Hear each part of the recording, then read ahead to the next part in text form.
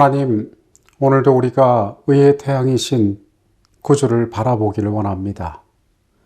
삶의 다른 지혜가 아닌 하늘로부터 이르러오는 지혜로 말미암아 우리의 생애를 갖고 가기를 원합니다. 주님을 알게 하시고 주님을 느끼게 하시고 주께서 우리 삶에 비춰주시는 은혜 가운데 살아가게 하여 주시옵소서. 말씀의 등불을 켜기 원하오니 주님 이 시간 우리와 함께 하여 주시옵소서. 예수 그리스도 이름으로 기도합니다. 아멘. 모든 생명은 연결을 통하여 살아가게 됩니다. 우뚝 서 있는 나무는 뿌리를 통하여 그 생명력을 공급받고 어머니의 뱃속의 태아는 탯줄을 통하여 새로운 생명의 시간을 준비합니다. 마찬가지로 우리의 생애 역시 특별한 연결을 통하여 오늘날 존재할 수 있음을 오늘 우리는 깨닫게 됩니다. 오늘의 주제는 의로운 삶의 축복입니다. 시편 1편 1절로 3절까지의 말씀입니다. 복 있는 사람은 악인의 꾀를 따르지 아니하며 죄인들의 길에 서지 아니하며 오만한 자들의 자리에 앉지 아니하고 오직 여호와의 율법을 즐거워하여 그 율법을 주야로 묵상하는도다. 그는 시냇가에 심은 나무가 철을 따라 열매를 맺으며 그 잎사귀가 마르지 아니함 같으니 그가 하는 모든 일이 다 형통하리로다.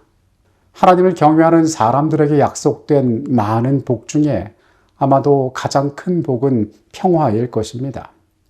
우리가 잘 아는 시편 1편은 의인을 시냇가에 심은 나무가 철을 따라 열매를 맺고 잎사귀가 마르지 않는 것에 비유합니다.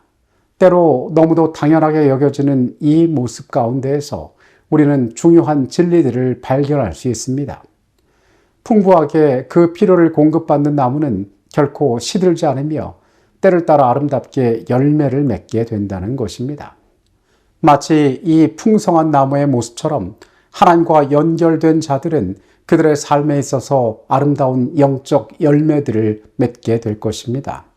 시편 1편에 나오는 이 비유는 모든 복의 근원을 하나님의 성소에서 하나님의 임자 안에서 거하며 하나님과 중단 없는 사랑의 관계를 누리는 것으로 정의하고 있습니다. 우리의 생애가 하나님과 연결되어질 때에만 이러한 축복들이 가능하다라고 이야기합니다. 불안정하며 거처도 없고 미래도 없는 것으로 그래서 바람에 나는 겨로 묘사되는 악인들의 운명과는 달리 의인은 그 뿌리가 있어서 열매를 맺는 단단한 나무처럼 하나님과 영생에 가까이 닿아 있다라는 것입니다. 이 시편 1편의 교훈은 우리의 영적인 삶이 무엇과 누구와 연결되어져야 하는지를 우리에게 가장 잘 보여주는 말씀이라고 할 수 있을 것입니다. 시편 128편의 말씀입니다. 내가 내 손이 수고한 대로 먹을 것이라. 내가 복되고 형통하리로다. 내 집 안방에 있는 내 아내는 결실한 포도나무 같으며 내 식탁에 둘러앉은 자식들은 어린 감람나무 같으리로다. 시편 128편은 아름다운 광경을 묘사하고 있습니다. 내가 손이 수고한 대로 먹을 것이고 내가 복되고 형통할 것이라고 이야기합니다. 안방에 있는 너의 아내는 포도나무 같을 것이며 식탁에 있는 너의 자녀들은 감람나무와 같을 것이라고 이야기합니다. 이것은 따뜻하고 아름다운 모습을 우리에게 보여주는데 마치 하나님께서 그 백성과 함께 하실 때에 그들에게 어떤 축복과 번영이 이르러온지를 우리에게 보여주고 있습니다. 하나님께서 그분의 백성들과 함께 하실 때에 그들이 하나님과 닿아 있을 때에 이런 평화로운 번영을 누리게 된다라는 것입니다. 시편 122편에 있는 말씀입니다. 예루살렘을 위하여 평안을 구하라. 예루살렘을 사랑하는 자는 형통하리로다. 내 성 안에는 평안이 있고 내 궁중에는 형통함이 있을지어다. 내가 내 형제와 친구를 위하여 이제 말하리니 내 가운데 평안이 있을지어다. 우리가 잘 알고 있는 것처럼 예루살렘이란 도시는 다윗이 살렘 땅을 정복하여 그곳을 구별하고 하나님 앞에 봉헌하여 거룩한 성으로 구별한 곳이었습니다. 예루살렘에 임하는 평화의 축복에 대하여 시편 122편은 말하고 있는데 악을 끝내고 세상의 평화를 회복하실 메시아에 관한 소망을 이 말씀 가운데 이야기하고 있습니다. 성경은 여러 곳에서 우리의 삶을 향하여 주시는 하나님의 축복에 대하여 이야기합니다. 성경은 구원 얻을 자의 유업을 본향이라고 부른다. 그곳에서 하늘의 목자 그리스도께서는 당신의 양무리를 생명수 샘으로 인도하신다. 생명나무는 달마다 그 열매를 맺고 그 잎사귀는 만국을 소송하기 위하여 있다. 흘러 다함이 없는 강은 수정같이 맑고 그 가에 있는 나무들은 구속받은 주님의 백성들을 위하여 준비된 길 위에 그림자를 드리우고 있다. 넓은 평원이 아름다운 언덕으로 둘러싸여 있고 하나님의 산들은 높은 봉우리를 뻗고 있다.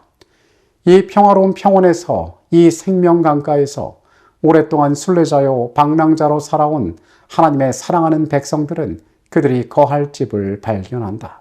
하나님의 말씀은 이 소망 있는 하나님의 약속의 끝이 어떤 곳이 기다리고 있는지를 우리에게 알려주는데, 우리가 이 땅에서 맛보는 그 평화뿐 아니라 영원한 나라에서 그분과 교제하며 그곳에서 맛보는 참된 평화에 대해서도 이야기하고 있습니다. 더 큰 소망을 우리의 삶을 향하여 이야기하고 있는 것입니다.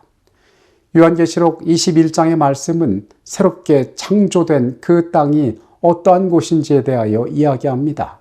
또 내가 새하늘과 새 땅을 보니 처음 하늘과 처음 땅이 없어졌고 바다도 다시 있지 않더라. 또 내가 보매 거룩한 성 새 예루살렘이 하나님께로부터 하늘에서 내려오니 그 준비한 것이 신부가 남편을 위하여 단장한 것 같더라.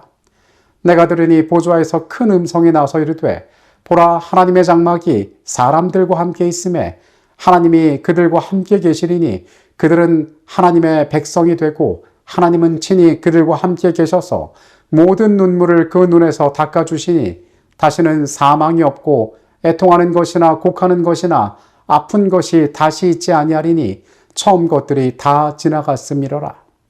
여러분, 우리는 이 땅에서 하나님께서 우리의 삶에 함께 하시는 축복으로 말미암아 평화를 누릴 수 있습니다. 삶의 아름다움을 경험할 수 있습니다. 그러나 우리는 말씀 가운데에서 그것보다 더 큰 소망을 바라보게 되니 시편은 우리에게 소개하기를 그 하나님께서 영원한 나라에서 참된 평안을 우리에게 선물해 주신다라고 이야기하고 있는 것입니다. 악인의 운명과 또 복 있는 자들의 운명, 시편은 그것을 우리에게 가르쳐 줍니다. 그 둘의 차이는 과연 자신에게 있어서 가장 중요한 그 뿌리를, 그 연결을 어디에 두고 있냐에 관한 것이었습니다. 우리가 물가에 심은 나무처럼 우리의 생명력을 하늘로부터 공급받을 때에, 우리가 구주께 의지하며 우리의 부족들을 채워나갈 때 우리는 하나님과 영원한 생명에 가까이 있게 될 것입니다. 참으로 하나님 가운데에서 우리의 삶이 이 세상에서 맛볼 수 없는 참된 평안을 누리게 될 것입니다. 교회 증언 9권의 내용입니다. 지상에 순례자들을 위한 집들이 있다. 의인들을 위한 두루마기가 영광의 멸관과 승리의 종려나무와 함께 마련되어 있다. 하나님의 섭리 안에서 우리를 당황하게 했던 모든 것이 오는 세상에서는 분명히 밝혀질 것이다. 이해하기 어려웠던 것들이 그때는 설명될 것이다. 은혜의 신비가 우리 앞에 열려질 것이다. 우리의 유한한 마음으로 혼란과 깨어진 약속만을 발견했던 곳에서 우리는 가장 완전하고 아름다운 조화를 보게 될 것이다. 여러분, 하나님 안에 이 땅에서의 평화뿐 아니라 영원한 평화가 있음을 기억하게 되시기 바랍니다. 그날을 고대하고 소망하게 되시기 바랍니다. 그 하나님께서 우리의 삶을 향하여 그 평안을 주시기를 간절히 원한다는 사실을 오늘 기억하게 되시기를 바라겠습니다. 하나님, 주 안에서 맛보게 될 그 영원한 나라에서의 평화를 우리가 고대합니다. 주님, 우리에게 약속하신 시편의 말씀을 통하여 또한 깨닫게 하신 그 귀한 약속들이 우리의 삶에 성취되게 하여 주시옵소서. 복 있는 사람이 어떠한 사람인지 우리에게 말씀하여 주십니다. 악인의 운명이 바람에 나는 겨와 같다라고 말씀하십니다. 우리가 뿌리를 깊이 박아 그 생명력을 공급받는 나무처럼 하나님께로부터 우리의 삶의 모든 것들을 공급받는 주의 백성 되게 하여 주시옵소서. 거룩하신 예수 그리스도 이름으로 기도합니다. 아멘.